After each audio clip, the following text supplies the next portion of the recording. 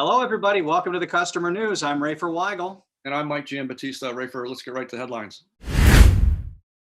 A lawmaker has proposed legislation to force companies to write their privacy laws in, quote, plain English. The rep, who's a former tech executive with Microsoft, is calling this an international issue. Mike, interestingly, in 2019, Congress proposed legislation like this and it stalled. Do you think this time they're going to take it seriously?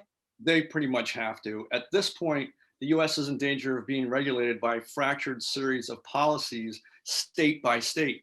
To date, California has enacted two separate privacy policies. Virginia just enacted one, and there's a whole series of them making their way through legislatures around the country. Nationally, this needs to happen. Congress no longer has the ability to kick this particular can down the road. Since last March, charitable giving by brands is on the rise, and it's gotten the attention of consumers. Research shows that brands who include donations in orders saw a 21% average order value increase from the third to fourth quarter last year. Mike, does this give you hope for humanity? Hope for humanity? Well, maybe hope for humanity in business. And let's face it, there's a lot of room for that. When you dig into the data, though, what you find is consumers have a strong desire to know that the brands they deal with are authentic, that they put their money where their mouth is, so to speak. And that desire turns into brand loyalty when brand values start to meet up with customer values. A startling new report says that 65% of all data breaches are the result of employee negligence. 8 in 10 are the result of compromised passwords, and insider threats are growing by 38% in the retail industry. So, Mike, what life hacks can we give on data hacks other than don't have a password that's 1, 2, 3, 4, 5? Well, the truth is these statistics really aren't that surprising. Even though we've known that major hacks tend to emanate from things like weak passwords and employee negligence, the fact is they keep happening, and now they're happening more frequently. Rafer, we publish a lot lately on topics of data privacy and security, so I would just encourage organizations that have to contend with these issues, let's face it, that's almost all of them, to check out what we're publishing on thecustomer.net for good, solid thinking and advice. Today's roundtable discussion delves a lot deeper on the issue of cybersecurity and a whole lot more. We're lucky to be joined by Riaz Raihan, the president of Alida, and Sweeney Williams, the VP of Alida and head of security compliance. And also we have Carl Doty, the principal at Atlaas, joining us back again. Gentlemen, thanks for joining us today. Pleasure to be here. For having me. Thank you for reconvening this is really an existing conversation we've taken to a new format and hopefully a whole new level. But I wanted to jump right in on some of the headlines that we're publishing and talking about right now. In fact, we just published one that had to do with the kind of the basic root causes of hacks and other security issues. The data point to the simplest issues. It's either employee negligence, which you would think could be fairly fixable, and weak passwords. But Sweeney and Riaz, you both come from a world that operates on a much more sophisticated level than that. I'm really interested to hear, one, how you coordinate sophisticated systems to deliver the kind of security that you need to. But I think the other side of that is providing the real and perceived sense of security to your customers, because there's the reality, and I think then there's the perceived reality. So, and Sweeney, this is right up your alley. So I'm just going to point to you and say, enlighten us. Reality or perceived reality. I think that the simplest answer to that is we work with enterprise customers, right? So we work with brands. We don't work directly with consumers. We provide a platform that lets our brands interact with their own consumers. But one of the things that brands are responsible for, and you see as kind of a common practice now, a few years ago, maybe it was only best of breed brands were doing this type of thing, is brands do their due diligence, right? So if a brand is gonna come and purchase a platform like the platform Alida provides, they're gonna come in and they're gonna kick the tires, they're going to they're going to look under the hood. They're going to ask a lot of questions, and they're going to come to their own decisions on whether or not we're providing an adequate platform for their needs in terms of the security and privacy controls that we have in place. So when we have those interactions with companies, a lot of times they're asking for the things that you would expect, right? Are we encrypting data at rest and encrypting it in transit? Are we hardening systems? Are we ensuring that there are segregation of corporate operations and production operations in place? And they're also not going to actually take our word for it. They're also going to want to know that Sure. we've had a third party come in and assess us and validate that we're actually doing those things. So we're third party audited, and we help provide that assurance. So I think that's kind of the foundation of how brands interact with us and ensure that we're doing all of the things that they require of us, right? And when you think about what a company is really doing when they're working with a company like Alida or any other third party, they're effectively increasing or extending their perimeter, right? So now they're responsible for what happens in this third-party system that is processing their data, and there's kind of a flow-down effect there. So that due diligence is something that companies are mandated to do by law, by regulation, and when all else fails, it is a best practice because they effectively become responsible for some part of that extended perimeter. I was curious if you could share what kind of variability you see at Alida about from client to client or from industry to industry on their privacy or compliance and security requirements. Are you seeing more standardization across that landscape, or is it still really, really highly variable? That's a great question. Of late, and when I say of late, I would say over the last 2 years or so, we've seen those kind of validation programs become more and more similar, right? A few years ago, we would see that heavily regulated industries would have these very robust programs to validate the security of a vendor, and then you would engage with maybe a smaller organization or maybe more of a tech forward organization, and they just really want the product, and they didn't have such robust controls and questions. Mm-hmm. I've found that over the last couple of years, we've really seen a lot of standardization.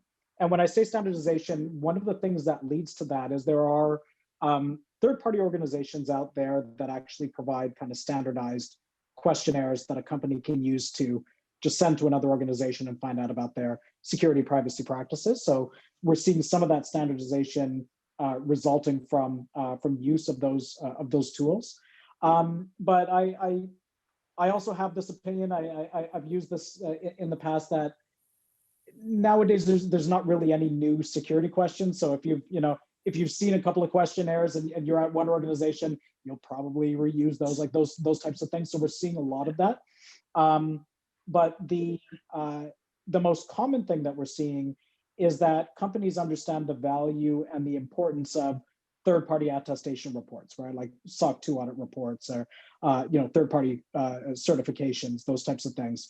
And they're requesting those even if they ask the other questions. They still want that validation to come along with your responses. So we're seeing a lot of standardization there. There's two elements to how we address this. One is what I call structural, and the other is ethical. The structural, I think, it addresses the letter of the law, but the ethical goes after the spirit of the law. Mm-hmm.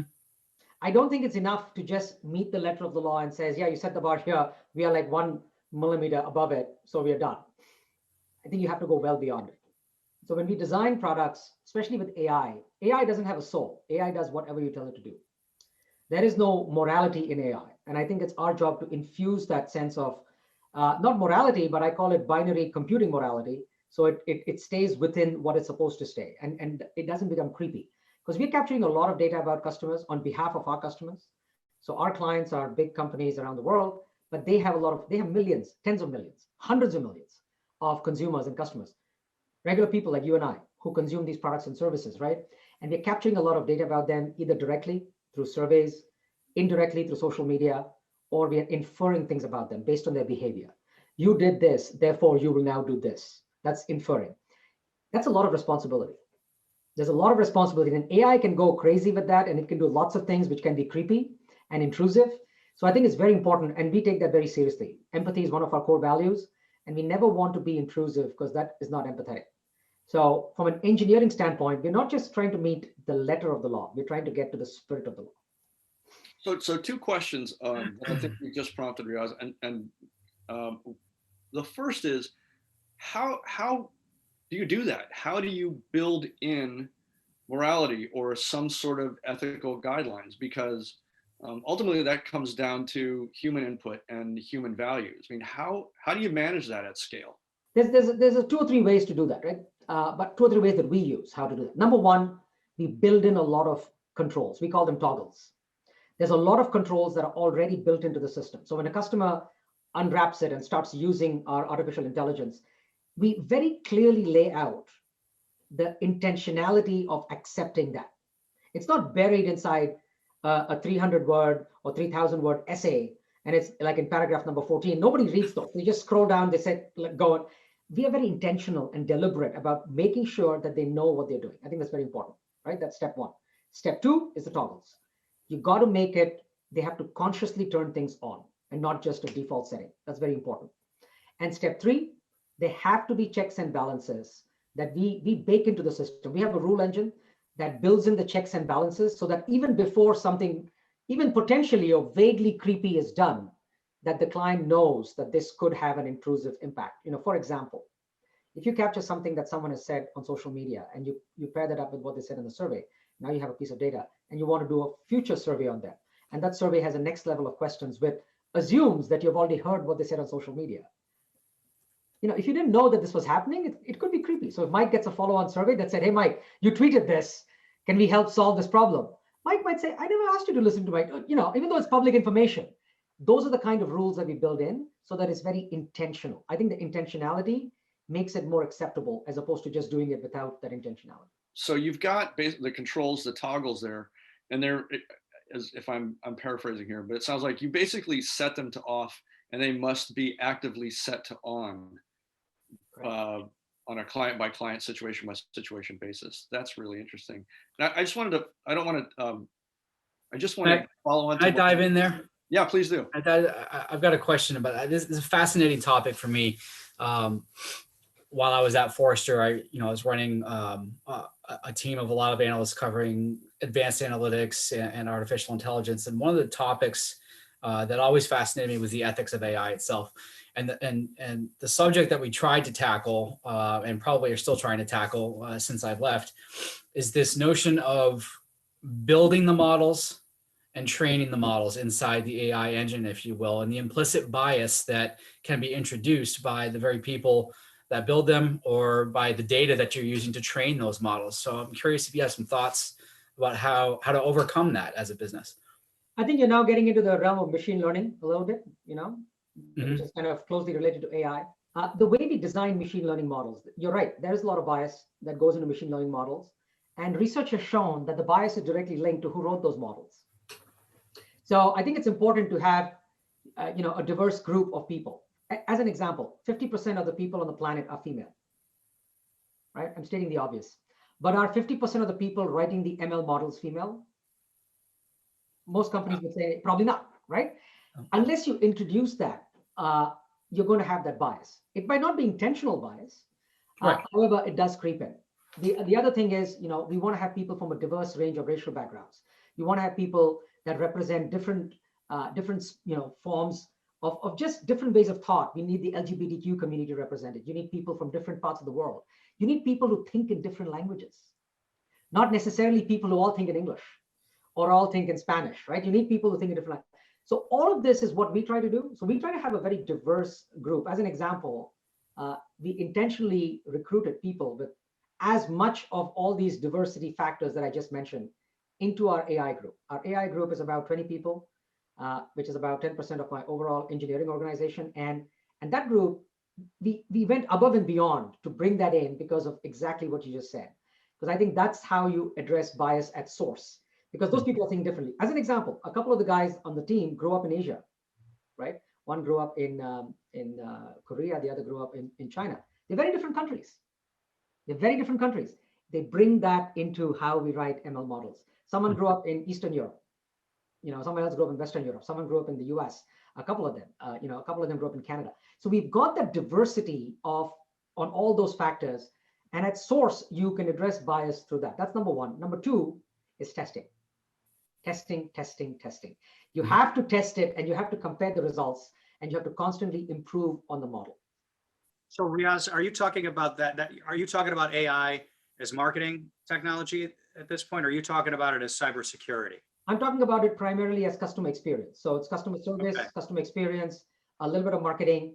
But of course, remember, Rafer, all of this is underpinned from a cybersecurity standpoint, because we are capturing a lot of data from different sources. We call it omni-channel, which is a nice way of saying multiple sources of capturing data. So maintaining the data integrity and security is paramount. And that's where Sweeney comes in. And so, and then I'm going to take it back to Sweeney. So, you talk about how machine learning and AI evolving and being more empathetic and less creepy. I want cybersecurity that's really creepy. I want you cutting everything off. I mean, right? So, Sweeney, how does hackers are constantly evolving in their methods. So, can you give us a little window and insight to how cybersecurity has to evolve? I imagine it's along similar lines as what Riaz was describing for the CX. Yeah, I think that if we're looking at security as it relates to the types of products that Alida builds, right? We don't build security products, right? There are wonderful companies who do great things with AI to determine what a baseline secure situation looks like, and goes and does things to protect your system when things deviate from those baselines. But for us and companies like us, I think the types of things that we need to be cognizant of are how do we approach doing something new, right? How do we securely approach doing something like building new models, building a novel product that we think our customers are going to love? And I think a lot of businesses are struggling with this, because the thing that most people do is they hear that, well, their competitors are doing this, and therefore they need to do it as well, and they rush to go and do that thing. And when people rush, they forget to do the basic things that they should be doing, right? So hey, we need to build this model. Let's not reach out to our IT team to have them build a secure system for us to use for this, and let's not figure out a safe way to get a data set that we're allowed to use. Let's go use our credit card. Let's go to a cloud service that I know does this type of stuff. Let's get as much data as we can and throw it in there, and let's build our models, and our customers will love it, right? And in reality, it's the same as anything else. You need to use secure systems, right? So you need production grade systems that have production controls around them when you are building your systems or spinning up your systems that are going to do that data crunching. You need to make sure that only the people who should have access to those systems and that data have that access, right? So access controls and authorization, all those things are very, very important. And when we talk about the data set, you want to avoid at all costs a situation where, well, your data science team is doing really, really important stuff that your customers are going to love, so they have a right to all of the data that you collect. Well, that absolutely not, right? So you need a permission data set that complies with what you've promised to your either to your direct customer or to your consumers, that keeps data in the jurisdiction that they agreed to, and that you're using it for the purposes that they consented to, and that you're deleting that data when you no longer need it. Like all those things that you're supposed to be doing as a data best practice, that still applies here, right? So the rules don't change, but what we find with people is that they rush to do the next big thing, and they think that all the rules go out the window. That doesn't apply to them. They have to go and do this new thing. And when we saw the rise of big data in the 2000s, and what did companies do, right? Companies collected as much data as they could from as many sources as they could, thinking that that was the way to grow their business, and the way to improve everything and personalize and all those things. Well, there was a lot of harm that happened, right?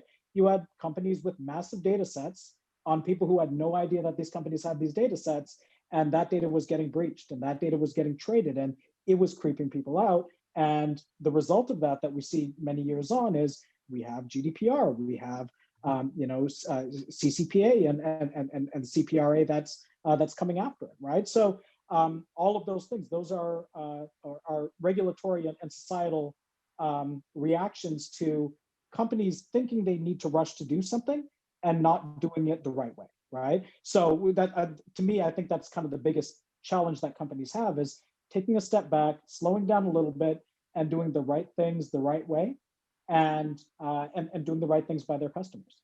I want to maybe sidestep that one for a moment, and I want to, because I think there are a handful of conversations that you as providers and Carl and Sweeney and Riaz, I think you can all speak to this from a different angle, but when you're talking to the brands, the users of these technologies, do you have a sense that privacy and security are genuine concerns versus are they the concerns of the moment, that kind of float through the news cycle? And I guess along with that question, do you have a sense that this is basically a CIO's responsibility and it's his problem, her problem, and once they take care of it, it's handled? Or do you feel like the scope of potential harm that can be done has permeated the C-suite to a place where you can see genuine action? Sorry, Riaz, go ahead. I think all three of us probably have some thoughts on this. Why don't we go alphabetical? Carl, you go. All right. I was just going to say, I think, and like your examples, it's more the latter today. I think it's very real. I think the C-suite takes it very seriously, but I'd say as recently as 5 years ago, that wasn't the case, right? Having covered the MarTech space for the better part of the last decade or so, I remember the world not so long ago where marketers were all about whatever data they can grab on consumers and using it to be as personalized and contextual as possible in their campaigns or in their touch points across different channels. And today, that's a very different scenario. It's a very scary scenario in some circumstances because everybody's afraid of not just being compliant with regulations, but being too creepy for their customers, and frankly, facing financial fines that they've seen very large organizations in Europe and the US, frankly, for things like data breaches. So it's a very serious concern today. Yeah, I'd like to give a perspective by an industry, a kind of an industry lens, right?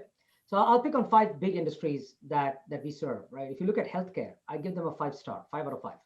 They're obsessed with it. They're obsessed with it to the point where it'll actually hamper, processes, but they don't care. They will take a security first point of view. To hell with. And HIPAA's decades old, right? Yes. And they will take that very seriously, right? Even the tiniest thing. I'll give you an example. One spouse should not know what's happening with the other spouse's health records because that would be a breach of confidentiality. Even something that close. Then there's financial services. I would give them 4 stars, 4 out of 5. They really, really care because they obviously want to avoid fraud, and it's an industry which attracts a lot of hackers and fraudsters and so on because there's money to be made. And I give them a 4.5 stars. And then there's retail, tech, and media. I'd give them maybe between 3 and 4 stars. I think they want to make sure that they avoid the fines and the penalties, but maybe not as obsessed with it as healthcare and financial services. However, I'm giving you kind of the state of the nation from my perspective. However, they're all moving upwards in the sense they all want to get to more stars. Nobody is staying stagnant or moving downwards. I think everyone realizes that there has to be more investment and to get to a better place on all fronts. Sweeney? Yeah, I agree with all the points that were stated.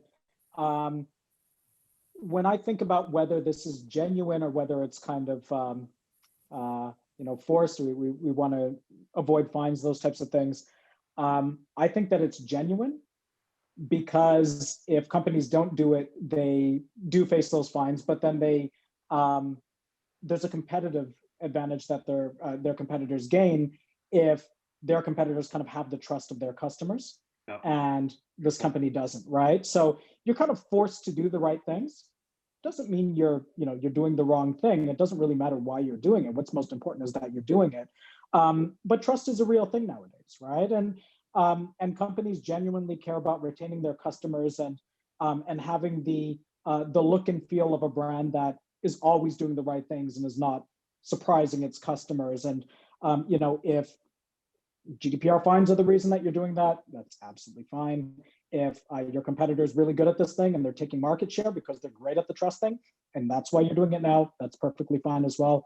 At the end of the day, as long as the consumer wins, I think that we're all happy. Gentlemen, this has been a fascinating conversation. We could all talk about this for a lot longer, but Carl Doty, Riaz, Raihan, and Sweeney Williams, thank you all so much for joining us today.